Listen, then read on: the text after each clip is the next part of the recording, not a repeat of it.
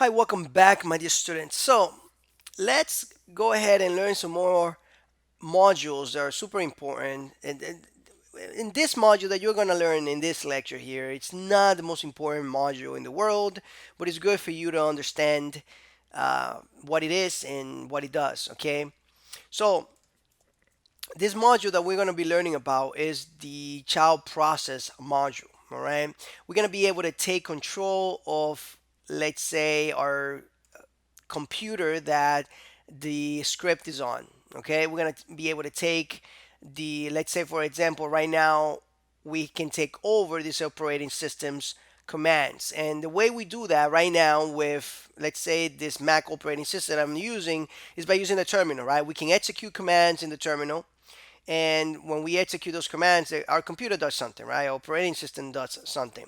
So we're going to be able to take control of that. And if you're using Windows, of course, you might want to execute Windows commands, okay? And I'm just gonna do something super simple here so that way you guys can do it in the Windows operating systems as well, okay? So let's create a new file here. I'm gonna call this execute, okay, .js. And let's play around with this. So I'm gonna use constant, and this module that I want to, it's called child process. I'm just gonna, there we go.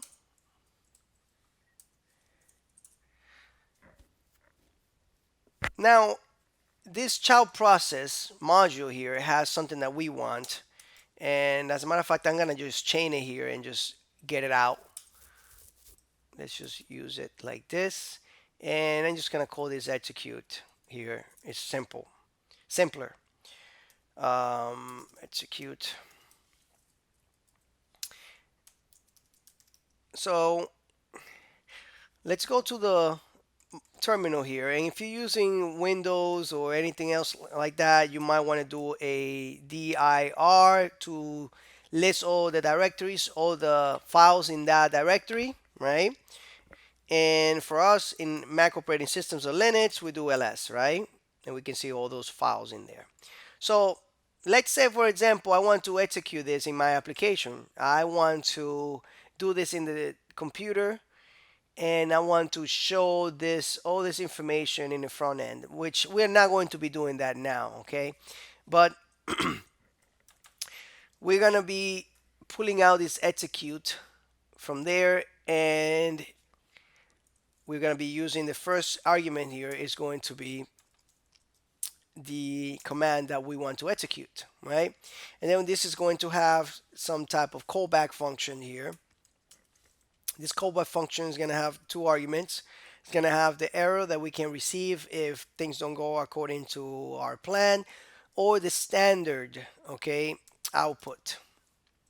So let's come back here and let's just execute this real quick here, and we can check to see if this has some type of error here. So if we find an error, then we'll, return the error, right?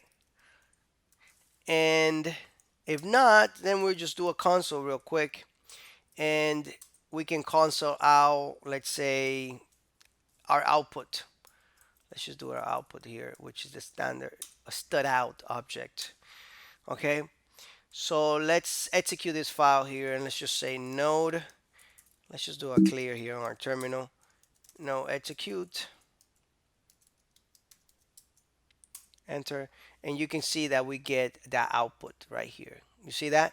Now, if I didn't have this, of course, then we wouldn't have this output.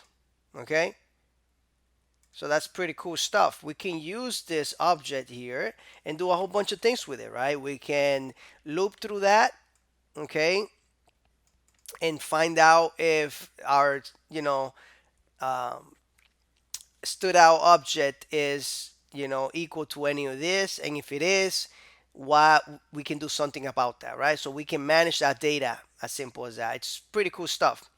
So that's what I wanted to show you here with the child process. It's not, much but this is very powerful. Like it's not much, it's very simple to use, but at the same time it's super powerful because you are able to control your commands here in that operating system that you're executing that script from, which is pretty cool. And then you can send that data to the front end of your application. One thing to keep in mind is that for those using Windows, you might want to change this to dir. Okay, simple as that.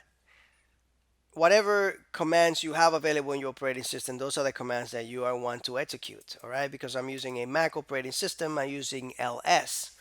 But whatever command you want to execute in Windows, you might want to take a look at command lines or commands available in your operating system by doing a Google search or something like that.